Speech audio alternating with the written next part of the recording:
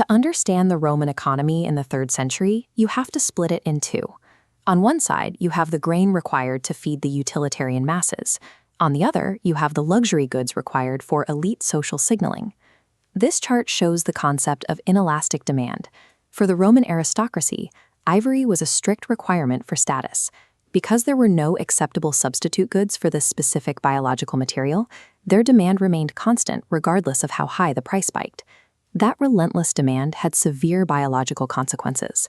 Centuries of aggressive harvesting completely wiped out the North African elephant population. This localized extinction stripped the empire of its domestic ivory source, creating a massive structural vulnerability within the Roman trade network.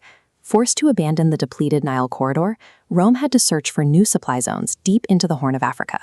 The empire's addiction to vanity completely unmoored its supply chain, exposing the Roman economy to a brutal resource disruption. Securing that new supply meant crossing an immense geographic hurdle, navigating thousands of miles of hostile territory, from the Mediterranean down to the Red Sea. Here, the Aksumite Empire stood as the only viable entity capable of fulfilling Rome's demand. We know this because of the Periplus of the Erythraean Sea, a 1st-century Greek trading guide. It explicitly documents this massive realignment of global trade routes toward Aksumite ports. Supplying the Roman market required Megafauna extraction. This is the coordinated tracking, slaughter, and processing of multi-ton animals, an operation on an entirely different scale than decentralized small-scale trapping. Extracting resources of that magnitude required the mobilization of a highly structured state-level apparatus. By seeking ivory from Aksum, Rome was no longer negotiating with independent merchants. They were surrendering their leverage to a highly organized sovereign state. The reality of the extraction zone looked nothing like the polished Roman villas.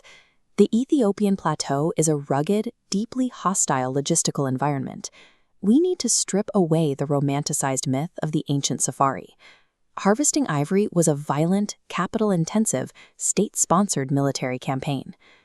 This diagram illustrates the physical parameters of the target resource. A single raw adult tusk is incredibly dense, frequently weighing well over 100 pounds. Tracking and slaughtering these animals in untamed territory required immense caloric output and manpower. Successfully executing these hunts meant relying on heavily guarded, specialized knowledge of the terrain, knowledge securely held by the Aksumite military apparatus. Once the target was down, the brutal transport phase began. Aksumite laborers physically hauled these massive yields on foot across miles of treacherous land. This overland transport network was defined by severe logistical friction and a high human mortality rate.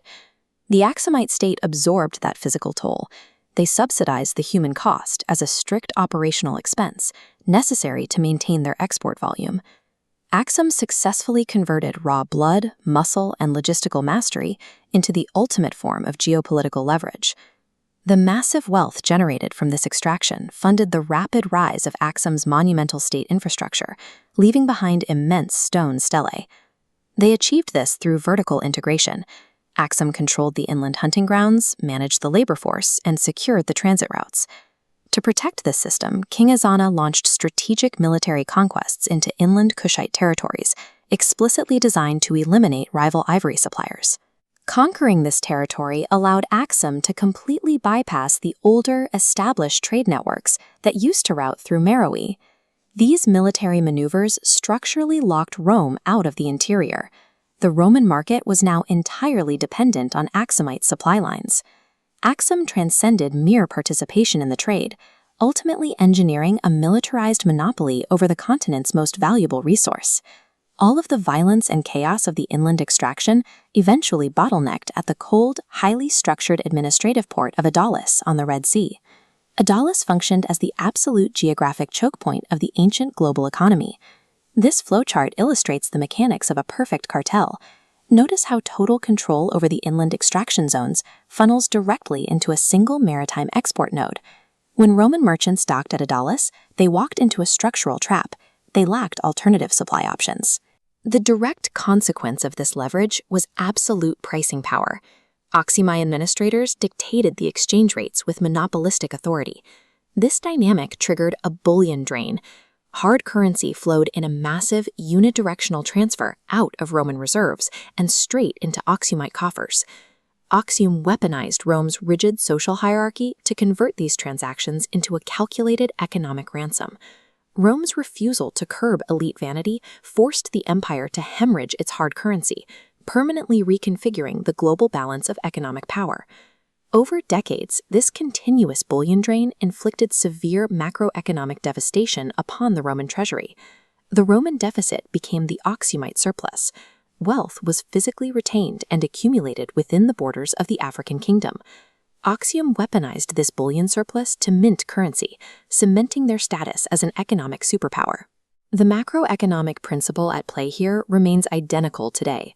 Whoever controls the supply of an inelastic good ultimately controls the wealth.